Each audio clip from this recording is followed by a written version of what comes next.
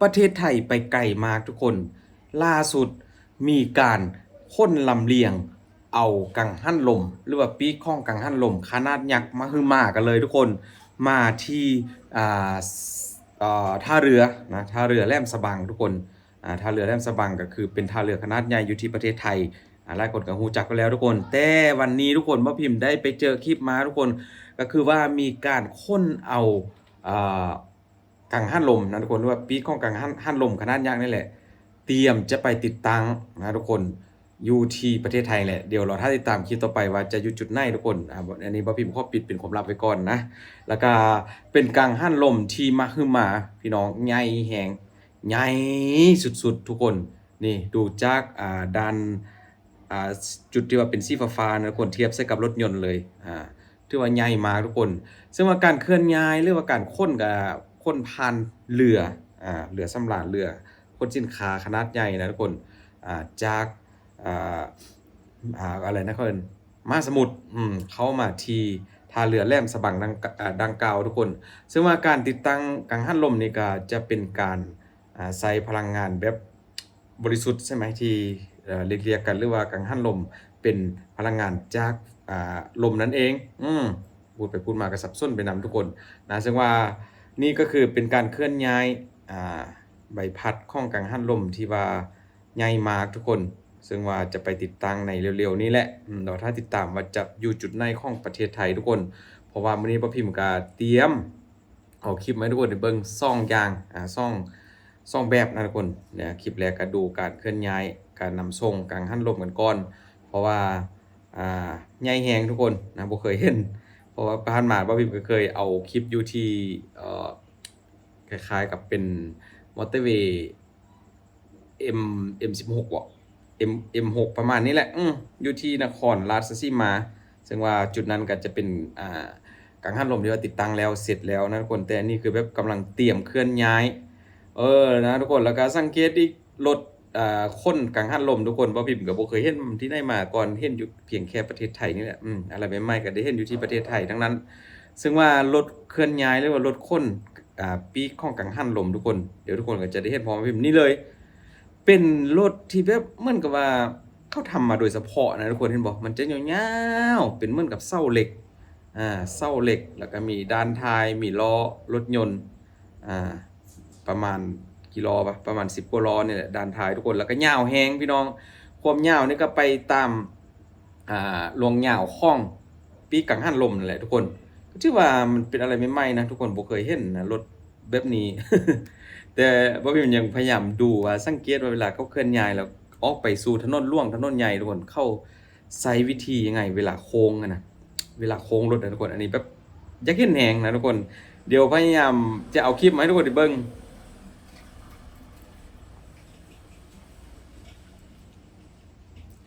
ซึ่งว่าคลิปนั้นตอนเคลื่อนย้ายออกสู่ถนนนะทุกคนเพราะว่ามันอาจ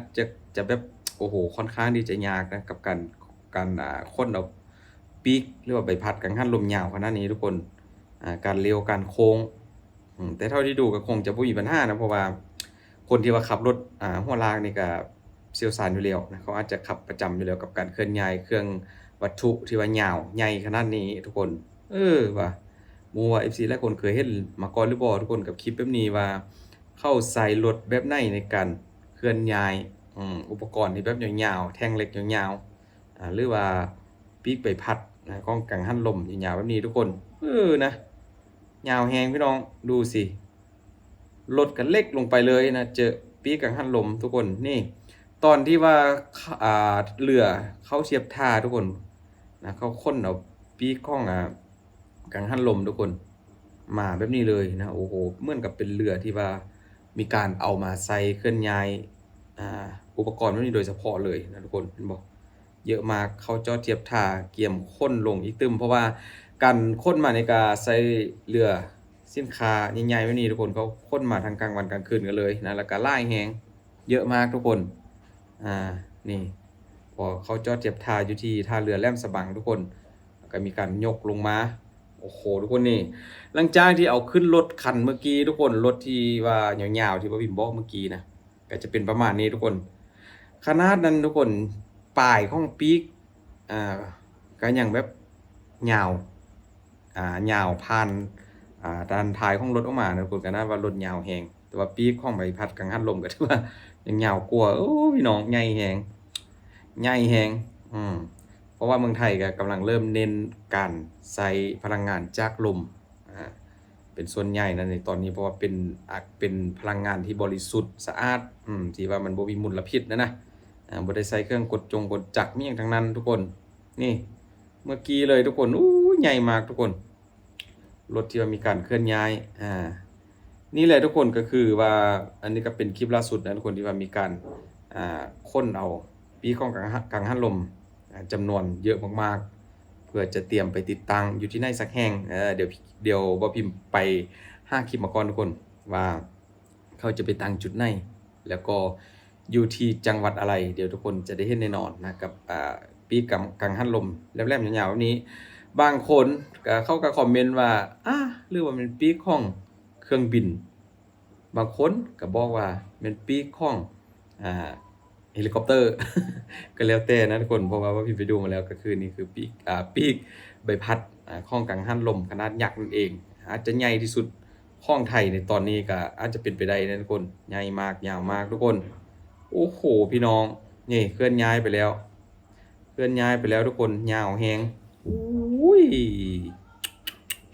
โคตรใหญ่เลยทุกคนแล้วก็มีรถของเจ้าหน้าที่นะนำทางเปิดทางให้เพราะว่า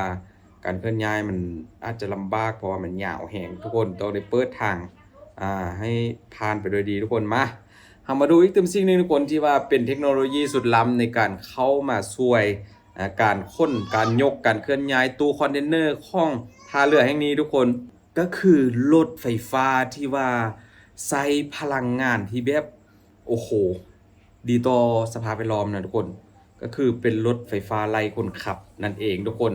ทำงานทั้งตลอดทั้งกลางวันทั้งกลางคืนหรือว่ารถไฟฟ้าออโต้ทุกคนที่บ่มีคนขับอันนี้คือบ่พิมพ์5กับฮู้จริงๆพี่น้องว่าอยู่ที่ท่าเรือแห่งนี้ใส่รถแบบนี้แล้วก็หลายคันแฮงทุกคนในการเคลื่อนย้ายตู้คอนเทนเนอร์ที่มีสินค้าอยู่ข้างในนะทุกคนแบบหนักๆไว้นี่เลยทุกคนเขาใส่รถหัวลากไฟฟ้าที่ไร้คนขับพี่น้องแล้วก็เป็นออโต้อีกเขาจอดเองไปรับตู้คอนเทนเนอร์เองและทำทุกอย่างเองนะโดยที่บ่ต้องจำเป็นต้องใส่คนขับต้องใส่ซูเฟอร์ขับนะทุกคนโอ้ยทันสมัยมากทุกคนกับท่าเรือแห่งนี้ซึ่งว่ารถรุ่นนี้ก็อันนี้เป็นรุ่นแรกนะทุกคนเดี๋ยวจะมีอีกรุ่นหนึ่งมีไล่รุ่นกันเลยที่ว่าเข้าได้นำกันเข้ามาอยู่ที่ท่าเรือแหลมฉบังของประเทศไทยทุกคนนี่จะเป็นรถหัวลากเหมือนกับกรแบตเตอรี่นะทุกคน ที่ว่าพิมพ์ดูแต่ว่าความแรงทุกคนบางคันก็สามารถค้นได้ถึง2-3ตู้ยองกันนะทุกคนนี่ใส่เทคโนโลยีที่แบบทันสมัยเข้ามาทุกคนนี่ก็รุ่นที่2ทุกคนรุ่นนี้ก็จะต่างกันนิดหน่อยนะทุกคนเห็นบ่เหมือนกับจะมีเหมือนกับห้องคนขับนะทุกคนอันนี้ก็อาจจะแม่นสามารถเข้าไปขับได้บ่หรือว่าจังได๋วะเพราะว่าเท่าที่ดูมาเขาบอกว่าเป็นรถ EV Truck ประมาณนี้แหละที่ว่าเป็นรถที่ว่าค้นตู้คอนเทนเนอร์โดยเฉพาะนะครับเอาเข้ามาใส่แล้วก็ทำงานเองโดยออโต้ทุกคนอยากจะให้ไปค้นจุดไหนก็แบบเหมือนกับรถบังคับบ่นะตามที่บ่พิมพ์เข้าใจทุกคนแต่เขาบอกว่าแบบเป็นออโต้เลยนะค้นตู้เองนี่เวลาไปรับทุกคนก็เหมือนกับมีเจ้าหน้าที่เขาคอยดูแลอยู่นะการค้นเคลื่อนย้ายตู้คอนเทนเนอร์ก็จะใช้รถแนวนี้รุ่นนี้เยอะเลยผ่านมาพิมพ์คิดว่าเขายังใส่รถหัวลากที่ว่ามีคนขับนะทุกคนแต่อันนั้นอาจจะเป็นเอาไว้เฉพาะเดินทางไกลบอกไปส่งตู้คอนเทนเนอร์ต่างจังหวัดประมาณนี้แต่ว่ารถรุ่นนี้ก็อาจจะเป็นใส่อยู่ใน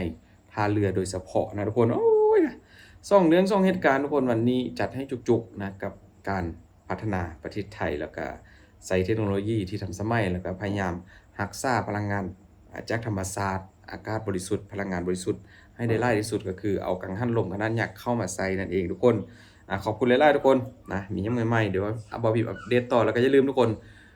ต่อไปนี้บ่พิมพ์จะอัปเดตคลิปช็อตนะ YouTube ช็อตเป็นคลิปสั้นฝาก FC ทุกคนเข้าไปดูคลิปมาแดทุกคนนะเป็นคลิปช็อตสั้นๆเรื่องราวต่างๆที่เกิดขึ้นนะทุกคนเป็นคลิปสั้นๆดูแล้วแป๊บเดียวเข้าใจนะว่าเรื่องอะไรที่บ่พิมพ์เอามาให้ดูทุกคนอย่าลืมกดเข้าไปช็อต YouTube เข้ามาพิมพ์เด้อทุกคนขอบคุณหลายๆ